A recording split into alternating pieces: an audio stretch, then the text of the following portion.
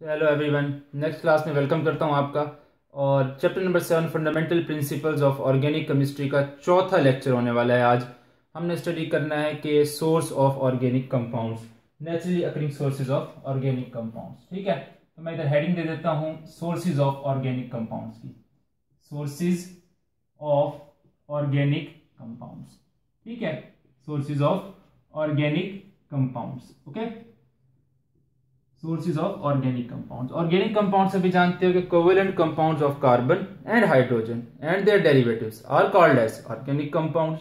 ठीक है, तो नेचुरली अकरिंग जो सोर्सेज है ना ऑर्गेनिक कंपाउंड्स के, उनमें हमारे पास सरफेरिस्ट कोल के बाद हमारे पास नेचुरल गैस और फिर हमारे पास पेट्रोलियम है। ठीक है, पेट्रोलियम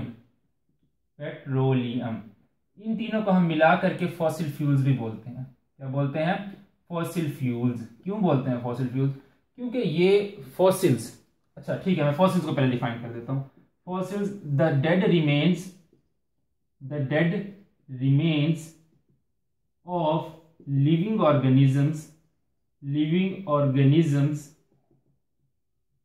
और there imprints preserved under the earth or in rocks are called fossils। ठीक है, are called fossils। तो जो पुराने जमाने में जानदार थे, लाइक लिविंग ऑर्गेनिजम्स, जिनमें प्लांट्स भी शामिल हैं, एनिमल्स भी शामिल हैं, वो मर गए, खत्म हो गए, छुट्टी। तो वो जब मर गए तो उनके जो डेड रिमेन्स थे वो रॉक्स के अंदर प्रिजर्व हो गए। ठीक है, और वेरियस केमिकल रिएक्शंस हुए, बैक्टीरियल डिके हुआ। उन बैक्टीरियल डिके और केमिकल रिएक्शंस के नतीजे में इनके डेड एनिमल्स थे उनको कोल, नेचुरल गैस, पेट्रोलियम में कन्वर्ट कर दिया गया as a result of chemical reaction, high temperature and pressure. तो इसीलिए हम इनको बोलते हैं फॉसिल फ्यूल्स, क्योंकि ये जो फ्यूल्स हैं कोल, नेचुरल गैस, पेट्रोलियम, ये फॉसिल्स से बनते हैं। ठीक है, और ये जितने भी हैं ना, ये सारे नॉन रीन्यूएबल होते हैं। क्या होते हैं? Non renewable. ठीक है, इनको दोबारा से बनाया नहीं जा सकता। ठीक है, लाइक हमारी सनलाइट है, रीन्यूएबल एनर्जी सोर्स है। कुछ चीजें होती हैं रीन्यूएबल होती हैं, कुछ नॉन रीन्यूएबल होती हैं। ये fossil fuels totally non renewable energy sources हैं। तो हमें इनको अच्छे से जरा संभल कर इस्तेमाल करना चाहिए, क्योंकि इनकी फॉर्मेशन में मिलियंस ऑफ ईयर्स लग जाते हैं। तो अगर एक दफ़ा ये ख़त्म हो गए तो दुनिया को बहुत बड़ी पावर डेफिशिएंसी या एनर्जी डेफिशिएंसी का सामना करना पड़ सकता है, क्योंकि दुनिया हमारी काफ़ी ज़्यादा कोल, नेचुरल गैस, पेट्रोलियम पर अपने पावर जनरेशन के हवाले से डिपेंडेंट है, काफ़ी ज़्यादा।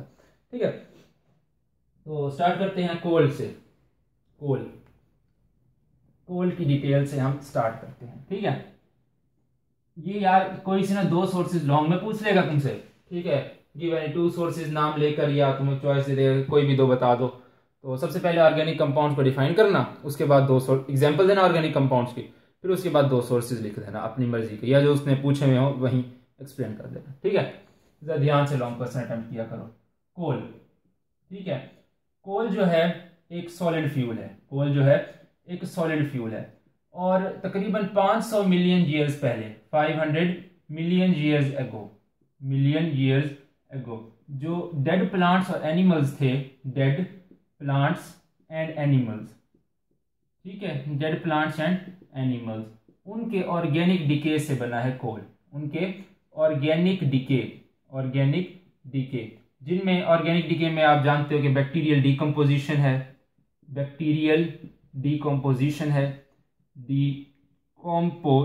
है, एंड उसके साथ हमारे पास वेरियस केमिकल रिएक्शंस है, क्योंकि ज़मीन के नीचे जो है ना टेम्परेचर काफ़ी हाई रहता है, और हाई टेम्परेचर जो है ना काफ़ी सारे ऑर्गेनिक रिएक्शंस को सूट करता है। तो बैक्टीरिया और फंजाई डेड ऑर्गेनिजम्स को डिके करते हैं इनटू सिंपलर ऑर्गेनिक कंपाउंड्स। वैसे तो हमारी जितनी बॉडी है वो पूरी ऑर्गेनिक मटेरियल से ही बनी है ना, लेकिन काफ़ी कम्प्लेक्स नेचर के ऑर्गेनिक कंपाउंड्स हमारी बॉडी बनाते हैं। ठीक है, जो बैक्टीरिया और फंजाई हैं, डिकम्पोजर्स हैं, वो क्या करते हैं, इन कम्प्लेक्स ऑर्गेनिक कंपाउंड को सिंपलर ऑर्गेनिक कंपाउंड में, कुछ रिलेटिवली सिंपल, इतने भी सिंपल नहीं, रिलेटिवली सिंपल ऑर्गेनिक कंपाउंड में तोड़ देते हैं। ठीक है, तो वो इवेंचुअली कन्वर्ट हो जाते हैं कोल, नेचुरल गैस और पेट्रोलियम में आपके। ठीक है, तो सबसे पहले ऑर्गेनिक डिके हुआ, बैक्टीरियल डिकम्पोजिशन और केमिकल रिएक्शंस हुए, फिर उसके बाद हाई टेम्परेचर और प्रेशर की वजह से किसमें कन्वर्ट हो गई ये चीजें? कोल में कन्वर्ट हो गई। ठीक है, अगर इसको हम थ्रू थोड़ी जरा केमिस्ट्री की लैंग्वेज में कहते हैं कि इक्वेशंस के थ्रू रिप्रेजेंट किया जाए। तो ज़रा देखते हैं कि जी इक्वेशन के थ्रू हम इसको रिप्रेजेंट करते हैं कि जो वुड है, वुड में क्या होता है कि हमारे पास डेड प्लांट्स एंड ट्रीज, ठीक है, डेड प्लांट्स एंड ट्रीज, ठीक है, इसकी हुई bacterial decay and further chemical reactions, ठीक है। तो ये जो वुड है ये कन्वर्ट हो गई पीट में। पीट जो है तकरीबन इसके अंदर 60% कार्बन होता है, 60, ठीक है, 60% इसमें कार्बन प्रेजेंट होता है। लेकिन ये कोल नहीं है, ये सिर्फ और सिर्फ जो है ना आपकी डिकेड वुड है, सिर्फ ये आपकी डिकेड वुड है। और इसके बाद पीट जो है वो फर्दर आपके हाई टेम्परेचर एंड प्रेशर की वजह से ये कन्वर्ट हो गया किसमें, आपके लिग्नाइट में। लिग्नाइट जो है इसके अंदर तकरीबन 70% कार्बन होता है और ये जो है ब्राउन और सॉफ्ट कलर का कोल होता है, ब्राउन एंड सॉफ्ट कोल, ठीक है। लिग्नाइट जो है फिर फर्दर हाई प्रेशर की वजह से, यहां पर हाई टेम्परेचर नहीं लिख देना, बच्चे गलती करते हैं। हाई प्रेशर की वजह से लिग्नाइट जो है बिटुमिनस कोल में कन्वर्ट हो गई, ठीक है। ये ब्लैक और सॉफ्ट कोल होता है, ब्लैक एंड सॉफ्ट कोल होता है, ठीक है। तो फिर बिटुमिनस कोल जो है अगेन हाई प्रेशर की वजह से एंथ्रासाइट, ठीक है, पीट, लिग्निट, बिटुमिनस और एंथ्रासाइट में कन्वर्ट हो गया, ठीक है। एंथ्रासाइट जो आपका होता है ना ये आपका गालिबन ब्लैक एंड हार्ड कोल होता है, ब्लैक एंड हार्ड कोल होता है, ठीक है। और ये जो बिटुमिनस कोल होता है ना इसके अंदर तकरीबन 80% कार्बन कंटेंट प्रेजेंट होते हैं और एंथ्रासाइट के अंदर ना 90%, ठीक है। ये सबसे लो क्वालिटी, फिर उससे हाई क्वालिटी, फिर सबसे हाई क्वालिटी, ठीक है। एनर्जी कंटेंट्स भी कार्बन कंटेंट की बेसिस पर ही इंक्रीज करते हैं। तो इसको एक दफा इसका दीदार कीजिए, इसको नोट कीजिए लाजमी तौर पर, ठीक है, लाजमी इसको नोट करना है, पास कीजिए और नोट कीजिए इसको अच्छे तरीके से। वुड डेड प्लांट्स और एंड ट्रीज पर मुश्तमिल थी, बैक्टीरियल डीके और केमिकल रिएक्शन हुआ, पीट में कन्वर्ट हुआ, हाई टेम्परेचर प्रेशर की वजह से लिग्निट में, और लिग्निट हाई प्रेशर की वजह से बिटुमिनस कोल, फिर बिटुमिनस कोल हाई प्रेशर की वजह से एंथ्रासाइट में कन्वर्ट हो गया। बाकी ये जो 60, 70, 80, 90 लिखा हुआ है ये एक्स्ट्रा इन्फॉर्मेशन है। और ये भी बताया गया कि पीट जो है ये कोल नहीं होता, नॉट कोल, ये सिर्फ जो है डिकेड फॉर्म ऑफ वुड होती है पीट। अच्छा, इसी तरह लिग्निट जो है ब्राउन एंड सॉफ्ट कोल है, बिटुमिनस ब्लैक एंड सॉफ्ट कोल है, एंथ्रासाइट ब्लैक एंड हार्ड कोल होता है, ठीक है। नोट करना है इन चीजों को। ओके जी, बहुत बढ़िया, आगे चलते हैं, थोड़ी बात करते हैं। अच्छा, कोल जो है ना सॉलिड मटेरियल है, कोल सॉलिड मटेरियल है, सभी जानते हो यार, कोयला सबने देखा होता है कि कैसा होता है। तो ये एक सॉलिड मटेरियल है और ऑर्गेनिक कंपाउंड्स का गुड सोर्स है। कोल जो है एक सॉलिड फ्यूल है and good source of organic compounds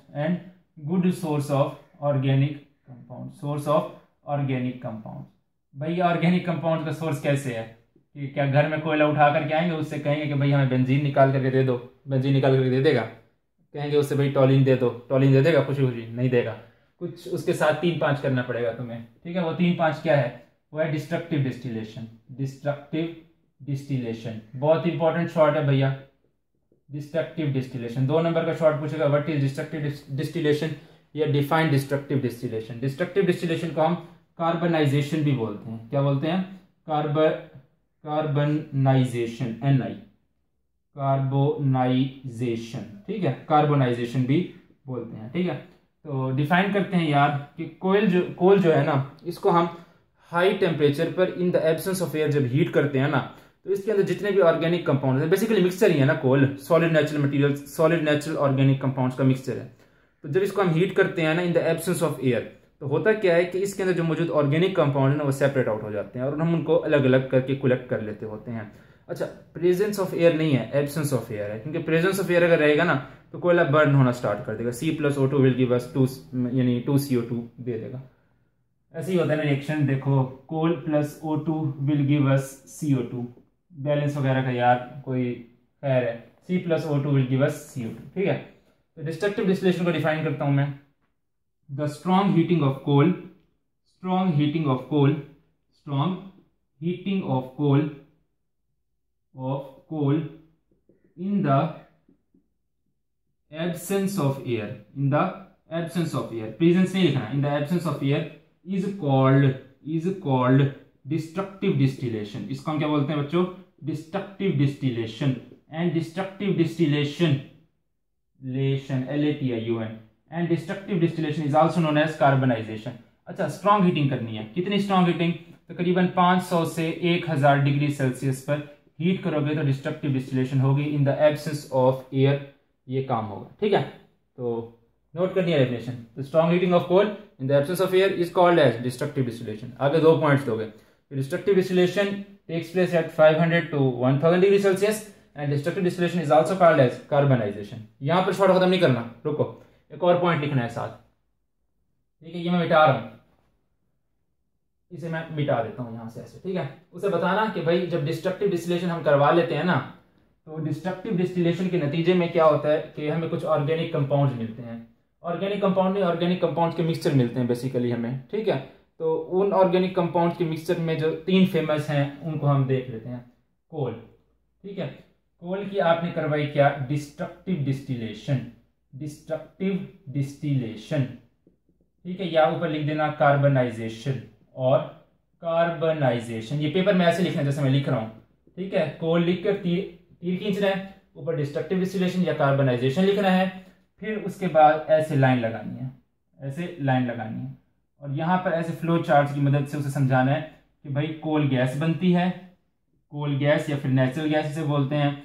अच्छा, कोल तार बनती है और कोक, ठीक है।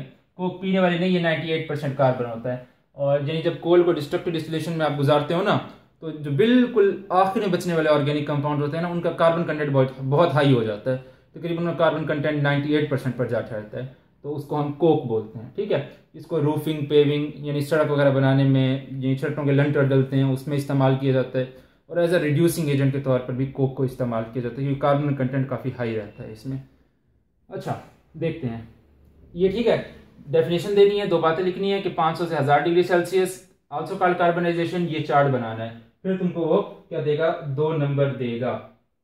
अगला पॉइंट, अच्छा, ये जो है ना कोल तार, ये जो है ना तकरीबन 200 ऑर्गेनिक कंपाउंड्स का मिक्सचर है, आम अंदाजे के मुताबिक 200 ऑर्गेनिक कंपाउंड्स का मिक्सचर है, लिक्विड फॉर्म में होता है। इस कोल तार की ना हम फ्रैक्शनल डिस्टिलेशन करते हैं, क्या करते हैं, फ्रैक्शनल डिस्टिलेशन, फ्रैक्शनल डिस्टिलेशन, ठीक है। डिस्ट्रक्टिव डिस्टिलेशन तुम्हें समझ आ गया ना क्या होती है।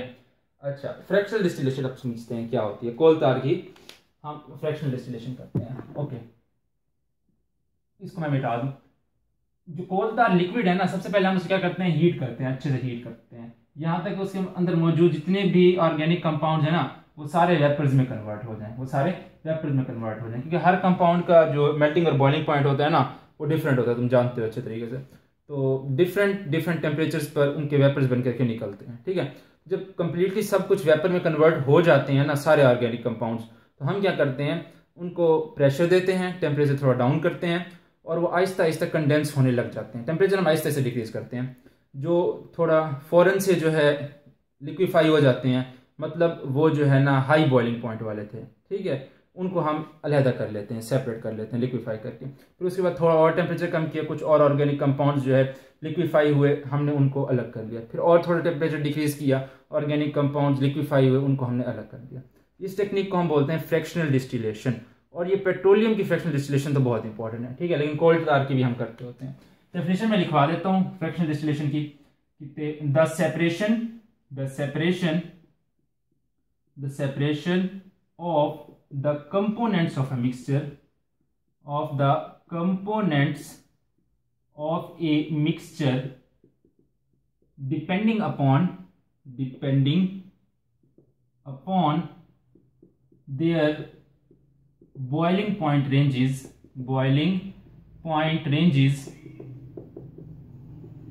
is called as fractional distillation. Book के अंदर नहीं लिखी है फ्रैक्शनल डिस्टिलेशन, लिख लेना, ठीक है, फ्रैक्शनल डिस्टिलेशन, ठीक है। यानी जिनके क्या कहते हैं मेल्टिंग बॉइलिंग पॉइंट हाई होते हैं वो देर से जो है वेपर्स बन करके निकलते हैं और बड़ी जल्दी जो है लिक्विफाई होकर के कंडेंस हो जाते हैं और हम उनको सेपरेट आउट आसानी से कर लेते होते हैं। ठीक है। अच्छा, कोल जो है एक बहुत इंपॉर्टेंट जो है सॉलिड फ्यूल है और हम इसको एनर्जी सोर्स के तौर पर इस्तेमाल करते हैं। एनर्जी सोर्स के तौर पर इस्तेमाल करते हैं। हम इसको लाइम क्लींस में इस्तेमाल करते हैं। लाइम क्लींस, ठीक है। लाइम क्लींस में ये रिएक्शन होता है CaCO3 will give us heat. ये जो हीट हम प्रोवाइड करते हैं ना, ये हम कोल को जला करके प्रोवाइड करते हैं, तो हमें quicklime calcium oxide plus carbon dioxide मिलती होती है। ठीक है। तो ये जो हीट है ये हम इधर जो है कोल के जरिए से प्रोवाइड करते हैं। ठीक है।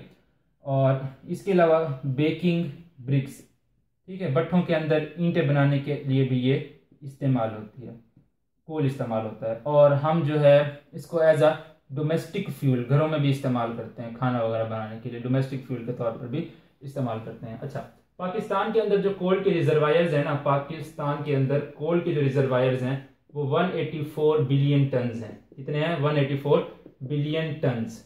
टन के स्पेलिंग क्या होते हैं? TONES ही होते हैं ना, हाँ, बिलियन टन्स, TONNES, ठीक है, बिलियन टन्स। ठीक है। और 80% जो कोल होता है ना, 80% कोल ज्यादातर वो इन्हीं पर्पजेज के लिए इस्तेमाल होता है। ठीक है, इन्हीं पर्पजेज के लिए मेनली हम इसको इस्तेमाल करते होते हैं।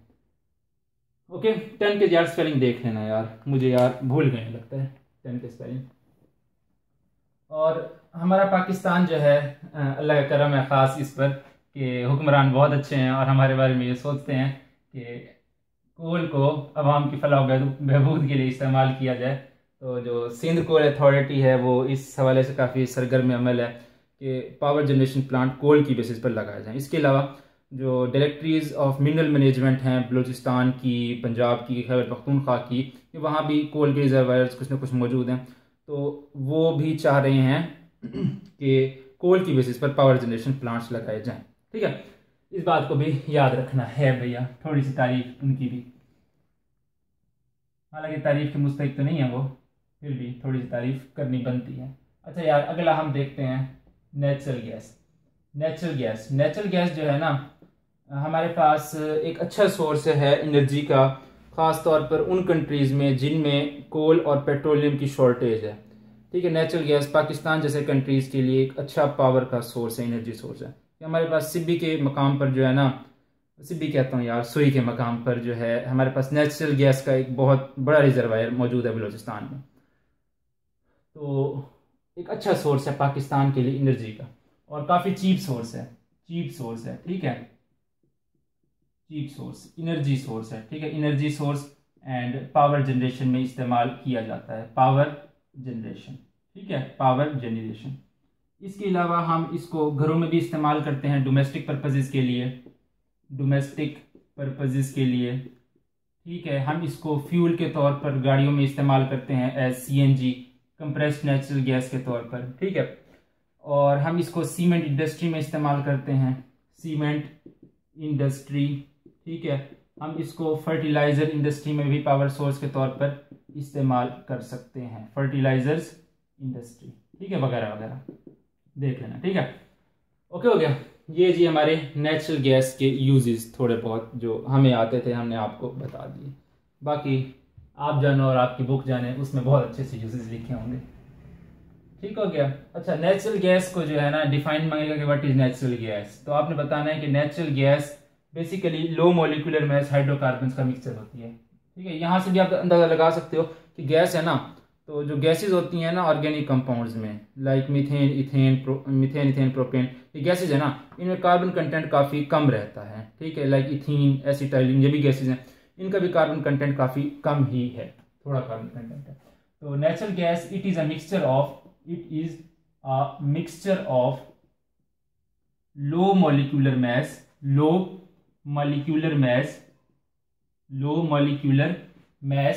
और लो बॉइलिंग